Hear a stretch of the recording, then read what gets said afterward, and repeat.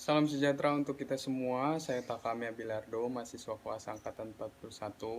Pertama-tama mengucapkan terima kasih kepada Dr. Sinta Amini, spesialis radiologi kedokteran gigi atas bimbingan dan kesempatannya sehingga saya dapat mempresentasikan jurnal reading radiologi kedokteran gigi saya yang berjudul Ektopik Bilateral Gigi Molar 3 Maxilla yang berhubungan dengan kista dentigerous. Gigi ektopik merupakan satu kondisi di mana ada satu atau lebih gigi erupsi pada lokasi yang tidak normal atau abnormal di luar dari lengkung gigi. Biasanya prevalensi dari gigi yang erupsi ektopik ini mencapai 3% dari populasi di mana umumnya terjadi pada usia dekade kedua dan ketiga dan lebih sering terjadi pada laki-laki dibandingkan perempuan. Berdasarkan predileksi rahang itu terjadi pada cenderung lebih sering terjadi pada maksila dibandingkan mandibula. Untuk etiopatogenesisnya sendiri ini bisa jadi satu dari 3 proses. Yang pertama gangguan tumbuh kembang, yang kedua proses patologis, dan yang ketiga adalah aktivitas iatrogenik. Gambaran klinis dari gigi erupsi ektopik ini sangat bervariasi, tergantung dari lokasinya. Yang pertama adalah gigi erupsi di luar lengkung gigi normal. Di luar lengkung gigi normal bisa jadi pada dasar mulut, pada hidung, sinus maksilaris, dan regio periokular. Biasanya asimptomatik, namun seiring berjalannya waktu, dalam waktu yang lama bisa simptomatik, tergantung juga dari lokasinya. Ditandai dengan adanya delay eruption dan kondisi gigi asimetris. Berdasarkan pemeriksaan gambaran radiografis, struktur dari gigi ektopik ini merupakan lesi radio opak di mana densitas sama seperti gigi geligi. Lokasinya ini karena ektopik lokasinya jauh dari lokasi anatomi normal. Bisa unilateral ataupun bilateral. Batasnya jelas punch out, kemudian bentuknya irregular menyerupai bentuk gigi. Efek terhadap jaringan sekitar dapat menyebabkan resepsi akar eksternal dari gigi di atasnya. Gigi ektopik ini juga dapat berhubungan dengan impaksi gigi karena berada pada lokasi yang abnormal. Untuk diagnosis banding dari gigi erupsi ektopik bisa jadi maxillaris sinus osteoma. Nah, lokasinya ini sama-sama dapat ditemukan di sinus maxillaris, lesinya sama-sama radio opak dan lesi berbatas jelas atau well defined. Yang membedakan adalah dari lesi osteoma ini radio opaknya itu homogen dan umumnya berbentuk bulat atau irregular. Selain itu juga biasanya unilateral dan tunggal ataupun multiple. Diagnosis banding lainnya adalah supernumerary. Persamaannya adalah lesi radio opak berbatas jelas dengan bentuk menyerupai gigi geligi. Lokasinya juga bisa di luar lengkung gigi, dapat terjadi multiple dan bilateral, dapat mengalami impaksi, dan berhubungan dengan pembentukan kista dentigerous. Yang membedakan adalah bahwa gigi yang berada di luar lengkung gigi itu adalah di luar dari konfigurasi jumlah gigi normal. Lokasi umumnya juga pada daerah anterior maxilla dan regio premolar mandibula, serta ukuran lesi yang bervariasi. Selain itu, diagnosis bandingnya adalah kompon odontoma. Nah, persamaannya adalah sama-sama lesi radio opak menyerupai gigi atau tooth-like structures, berbatas jelas dan tegas. Dapat ditemukan pada sinus maxillaris juga, berhubungan dengan gigi tidak erupsi dan gigi impaksi. Yang membedakan adalah jumlah dan ukuran dari kompon odontoma ini bervariasi. Biasanya lebih dari 1 denticles dengan batas dikelilingi garis radiolucent. Efek terhadap jaringan sekitar menyebabkan ekspansi tulang. Yang keempat yaitu diagnosis bandingnya bisa jadi antrolit. Merupakan massa radio opak yang dapat ditemukan pada sinus maxillaris.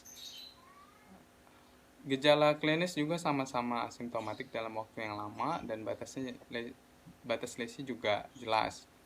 Yang membedakan adalah lesi tergantung dari asal lesinya. Bisa dari luar tubuh atau foreign body, bisa jadi dari dalam tubuh atau bersifat endogen. Kadang-kadang densitas lesi juga bisa lebih radio opak dibandingkan dari gigi-gigi maupun tulang, tergantung dari asal lesinya. Selain itu juga belum ada laporan bahwa kondisi dari antrolit atau rhinolit ini sendiri ditemukan secara bilateral. Berikut adalah contoh gambar dari diagnosis banding. Perawatan yang dilakukan pada gigi ektopik sangat tergantung pada kasus. Yang menjadi pertimbangan adalah apakah gigi dapat dikembalikan ke lengkung gigi atau tidak. Apabila masih dapat, maka dapat dipertimbangkan rencana perawatan menggunakan alat ortodontik. Jika tidak, maka dilakukan ekstraksi gigi dengan bedah baik pendekatan intraoral maupun ekstraoral. Pada kasus ini, laporan kasus di mana terjadi pada perempuan berusia 27 tahun dengan keluhan keluarnya cairan purulen dari hidung dan pembengkakan wajah berulang selama 2 tahun terakhir. Nyeri ringan pada regio pipi kanan, berselang-seling, dan nyeri tumpul. Merasakan adanya rasa asin, riwayat konsumsi antibiotik. Pada pemeriksaan ekstraoral ditemukan adanya pembengkakan wajah ringan pada sepertiga tengah wajah dan palpasi dengan konsistensi kenyal. Pada pemeriksaan intraoral tidak dilaporkan adanya kelainan selain tidak ditemukannya gigi molar ketiga maksila secara klinis. Pada pemeriksaan radiografi panoramik itu ditemukan terlihat adanya lesi radio opak di dalam sinus maksilaris kanan dan kiri dengan ukuran kurang lebih 1 cm x 0,5 cm, berbatas jelas dan tegas, berbentuk menyerupai struktur gigi dengan angulasi oblik. Bagian lesi yang menyerupai struktur mahkota gigi baik sebelah kanan dan kiri sebagian melewati dinding lateral sinus maksilaris.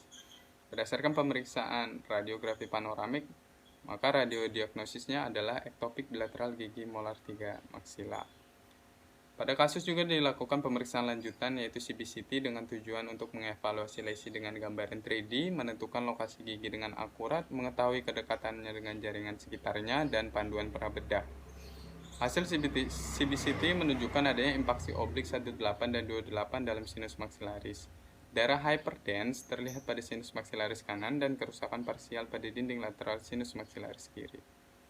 Perawatan yang dilakukan adalah pencabutan bedah molar 3 kanan dan kiri, gigi 18 dan 28, dan enuklasi kista melalui pendekatan intraoral di bawah anestesi umum. Pemeriksaan histopatologis menunjukkan dinding kista dilapisi epitelium dentin dan epitel squamosa tidak berkeratin tanpa tanda-tanda keganasan. Selanjutnya dilakukan follow up 6 bulan postoperatif, di mana pada pemeriksaan klinis dilaporkan bahwa penyembuhan pasca operasi berjalan dengan baik dan berdasarkan pemeriksaan radiografis menunjukkan daerah lesi radio opak pada daerah sinus maksilaris kanan dan kiri yang sebelumnya terdapat massa radio opak telah hilang. Pembahasan pada kasus terjadi pada perempuan berusia 27 tahun.